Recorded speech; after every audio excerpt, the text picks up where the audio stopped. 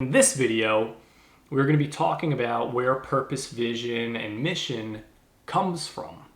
It comes from the heart. What up, guys? Welcome to The Current Christian. We are on a journey to discern vision and mission that will bring fruitfulness in our life and ministry.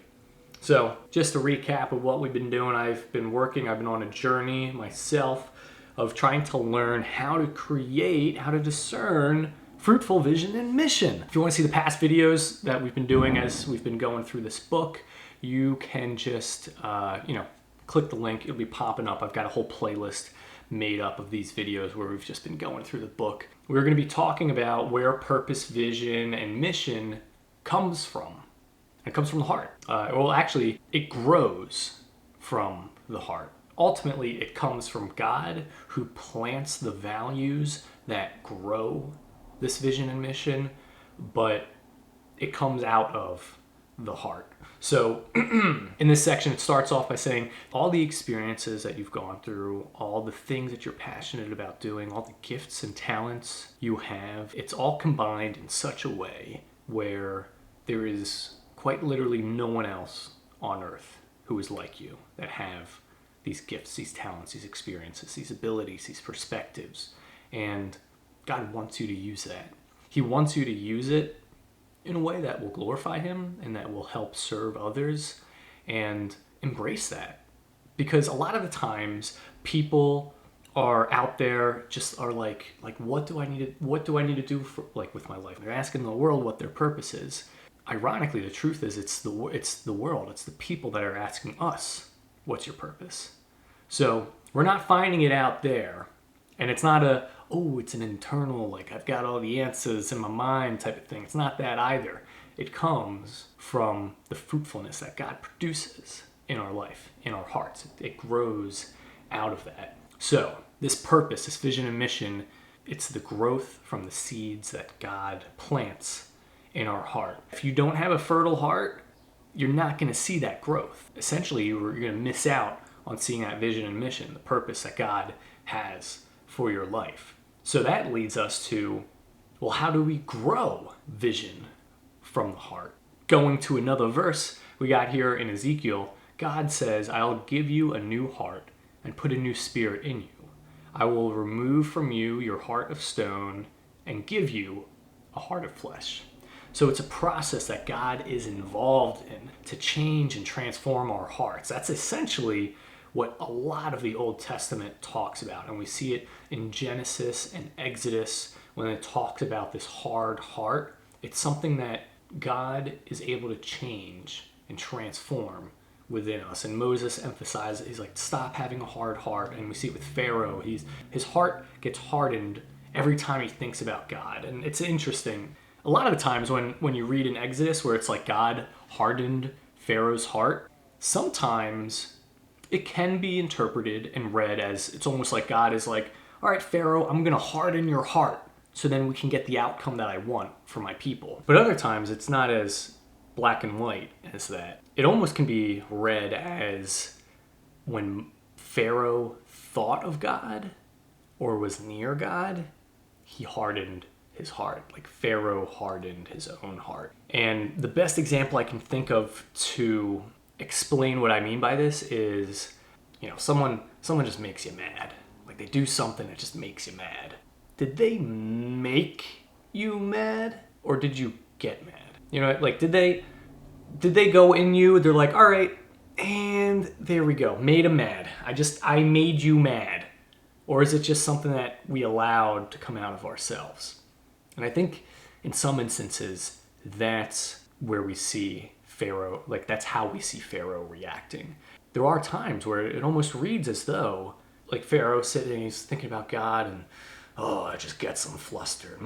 He's not, hard heart. But not to be sidetracked too much, we read that, God wants to be involved in the process of making our hearts fertile. So, how? Since we're talking about fertility and soil, the process that this book goes through is quite literally the same process that you would go through for having a fruitful garden. You start with cultivating, and in this, it's specifically uncovering bad thought patterns and paradigms and values that aren't going to lead to fruitfulness. And then after you cultivate, then you start digging. You know, you're removing like the large rocks in the ground, the things that it's going to prevent the seed's roots from growing deeper. And in that process, we're removing deep, self-sabotaging beliefs, things that when encountered, it sounds crazy, but you actually restrict your own growth. And we want to remove that. We want to dig that out. And then after you cultivate and dig, now, wow, look at this. I've got this ground. Well, what am I going to do with it? And that's where you start envisioning. That's where you start picturing and dreaming and having vision of what drives you. Like, what is the end goal of this? Like, what is the outcome of having a fruitful life? What's the outcome of this fruitful vision and mission? So you start envisioning and dreaming. And then once you start getting this idea of like, what am I going to do with this garden? Now you start planting. So you're defining and integrating values that move us, values that move you, values that Jesus talks about and emphasizes in the Bible. Now we've got these seeds. We know which we need and which ones we deeply identify with, and we plant it. And now we sit back and drink some margaritas.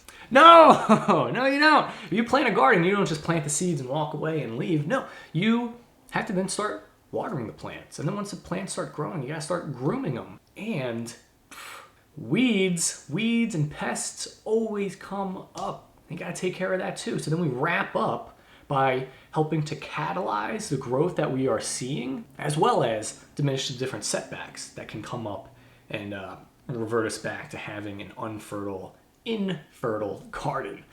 And pretty much that's the process that this book, The Planting Purpose, which is still a working title, will have you go through. So to have fruitful life or ministry, we need to have fertile ground to work with. And then to have fertile ground, we need to go through the process of preparing the soil. And then we have to allow God to be involved in every single little step of the way of that. I've read some books and they're like, yeah, for vision and mission, you just got to make sure you're really defining your truths. I don't know. I like as a follower of Jesus, I don't really care what my truths are. I more so care about the truths that Jesus talks about. So we're going to be digging into that in this book. Essentially, you got to remember, when it comes to purpose, vision, and mission, it grows from the heart. It's not given to us from the world or the outside. It's not telling us where our vision and mission is. It's planted in us by God, and as it grows, that's when we understand, wow, this is what God wants to do in my life. So, hey, I hope you guys like this video. I'm going to be having more videos like this coming out where we're going further and deeper into this Planting Purpose book. And pretty much I'm going through the process of reviewing and doing the material in it. So I want you to be part of the journey. I want you to be part of the journey with me. So if you like this video, please hit the like button. It'll help us out a lot. And subscribe so you'll know when we get new videos. And hey, if you want to be notified when the new video is uploaded, you got to hit that bell icon. It will notify you and you will be here first and we'll be watching before anyone else, and it'll be great. And hey, thank you guys for watching this video. I will see you in our next video. Peace.